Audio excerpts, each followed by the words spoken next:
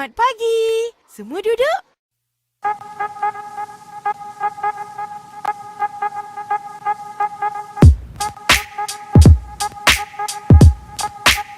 Bismillahirrahmanirrahim. Assalamualaikum dan selamat pagi. Bertemu kita lagi dalam channel Mari Belajar Perniagaan bersama Cikgu Nurul Wahidayah.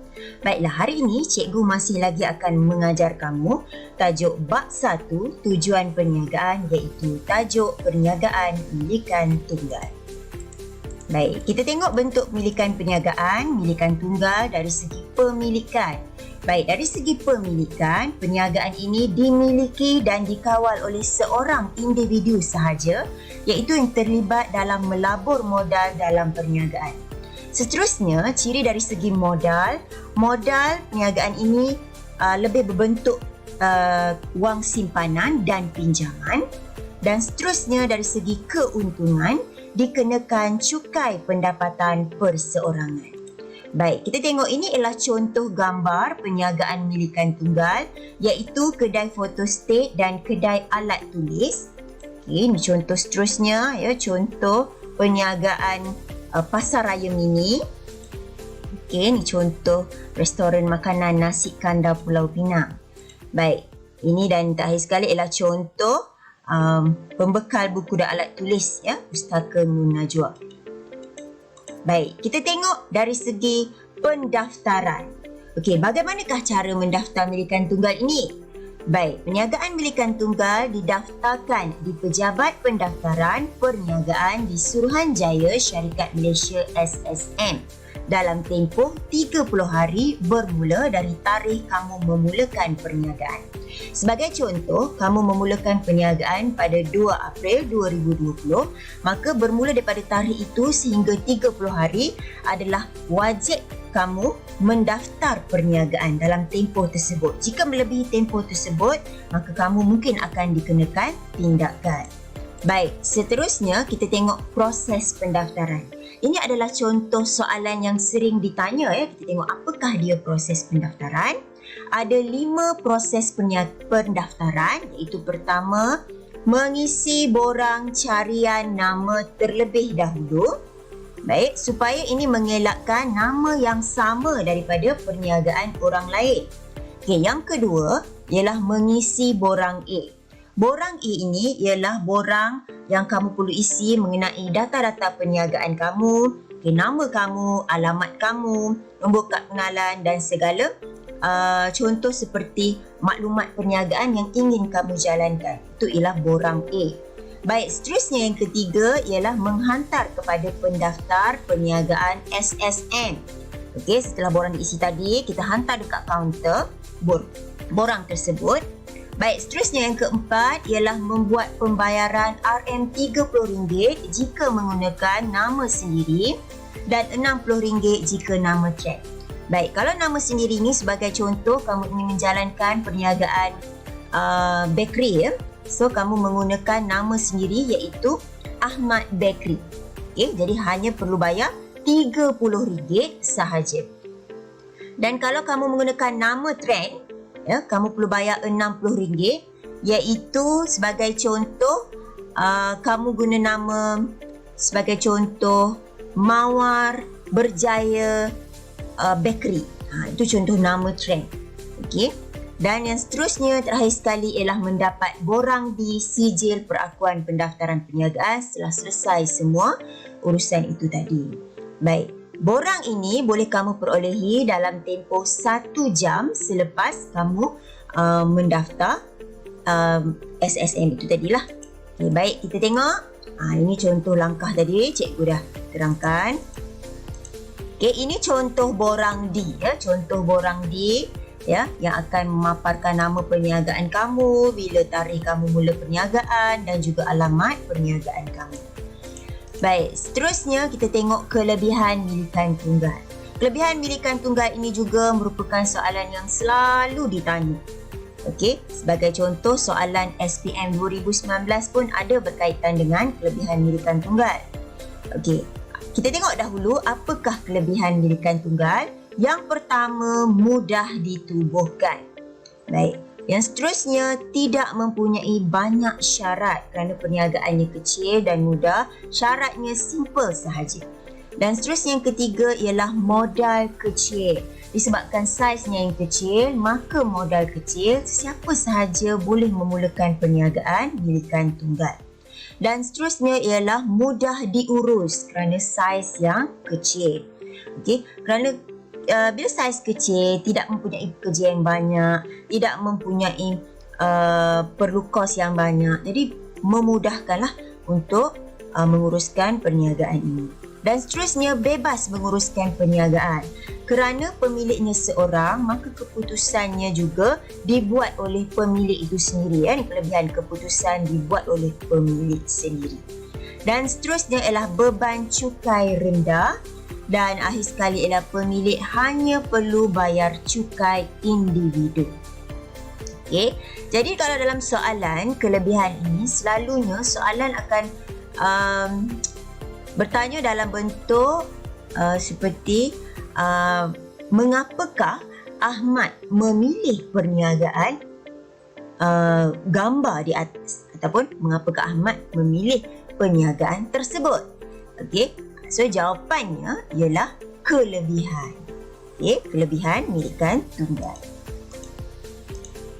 Okey, kita tengok dari segi kekurangan. Kekurangannya pula ialah diuruskan secara berseorangan. Bila kita uruskan perniagaan secara berseorangan, maka idea kita juga adalah agak terhad, ya. Semua kita kena tanggung sendiri. Okay, yang kedua ialah sukar untuk berkembang disebabkan modal kecil. Okey, dan seterusnya beban kerja semua ditanggung oleh pemilik. Jadi ini menyebabkan mudah stres lah, ya. Saya nak bagi sharing sikit, ya. Kalau kita buat satu kerja seorang dengan kita buat satu kerja secara berkumpulan, maka perbezaannya sangatlah banyak, ya.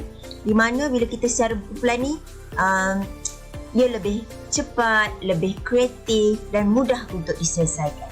Okey, dan seterusnya ialah perniagaan tidak berterusan. Okey, contohnya kalau pemilik meninggal atau sakit, ya, perniagaan selalu tidak berterusan. Okey, perniagaan ditutup, ya, tadi jika pemilik meninggal dunia. Dan seterusnya sukar berkongsi kebakaran. Okey, jadi dari segi kreativiti, inovatif, ya, juga adalah terhad. Okey, pemilik menanggung liability tidak terhad. Baik, setelah selesai penerangan tadi, sekarang kita akan menjawab soalan yang sering ditanya dalam peperiksaan berkaitan tajuk milikan tunggal. Baik, kita tengok soalan SPM tahun 2019, soalan tahun lepas. Soalan tajuk milikan tunggal ini ditanya pada soalan bahagian A, soalan nombor 1B, okay, iaitu maklumat berikut berkaitan dengan bentuk pemilikan perniagaan. Alia merupakan seorang penjual nasi lemak di kawasan Perumahan Permata. Beliau menguruskan perniagaan secara bersendirian. Masa operasi bermula dari 7 pagi hingga jualannya habis. Kebanyakan pelanggannya terdiri daripada penduduk kawasan tersebut. Soalannya ialah, apakah jenis pemilikan perniagaan tersebut? 1 markah. Dan soalan kedua, jelaskan kelebihan milikan perniagaan di 1B1, 4 markah. Baik, nampak tak di situ? Soalan dia akan bagi dalam bentuk situasi. Okey, saya besarkan sikit. Okey, dalam bentuk situasi. Okey, jadi apa yang kamu perlu lakukan? Okey, kamu kena fahami betul-betul jadual ni, ya. Okey, kita gariskan dahulu apa yang ada dalam jadual ni. Okey, kita tengok Alia. Okey, siapa Kak Alia ni? Okey, penjual nasi lemak. Okey, di kawasan Perumahan Permata. Beliau menguruskan perniagaan secara bersendirian. Okay. Masa operasi bermula dari 7 pagi hingga jualan habis. Okay. Pelanggan terdiri daripada penduduk kawasan tersebut. Okay. Okay, nampak, ya? Okay, saya zoom sikit, kalau tak nampak. Kita zoom in sikit. Okay. Ini contoh. Okey, kita tengok soalan dia jenis milikan. Daripada situ kamu dah tahu kamu dah gariskan situ. Okey, soalannya soalan ni tanya tentang pemilikan. Okey. Soalan dia jenis pemilikan perniagaan tersebut. Okey. Baik, berapa markah? 1 markah. Okey, kita tengok kata tugas. Kata tugas dia ialah apakah. Okey. Tugasan kamu ialah ditanya jenis milikan. So soalannya apakah? Apakah di sini kamu hanya perlu bagi 1 markah sahaja, iaitu kamu nyatakan sahaja. So daripada sini kamu dah tahu, okey, Alia ni perniagaannya ialah perniagaan milikan tunggal. Dan yang kedua, soalan kedua, jelaskan kelebihan. Baik, kelebihan tadi yang cikgu dah terangkan, kelebihan milikan di 1B1. Kelebihan milikan tunggal tadi, berapa markah? Berapa markah? Kita perlu beri, dia minta 4 markah, jadi kamu perlu nyatakan 4 point. Dan pertama sekali, jangan lupa tulis kepala ayat.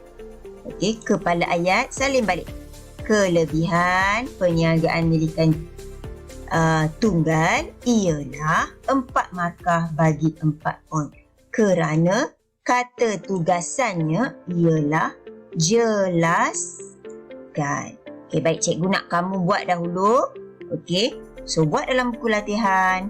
Jangan lupa untuk buat kepala jawapan untuk soalan ni. Disebabkan soalan ni dia ada pernyataan. Kamu kepala jawapan kamu perlu nyatakan kelebihan milikan perniagaan Alia.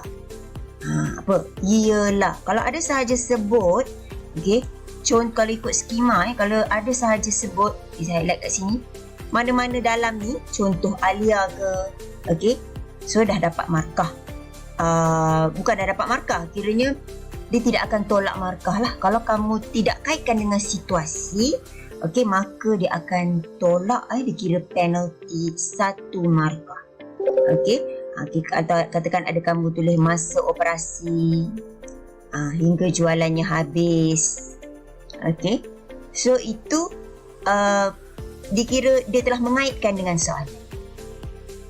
Kalau kamu hanya tulis kepala jawapan seperti kelebihan milikan perniagaan ialah, maka dia akan tolak markah sebab tidak kaitkan dengan soalan.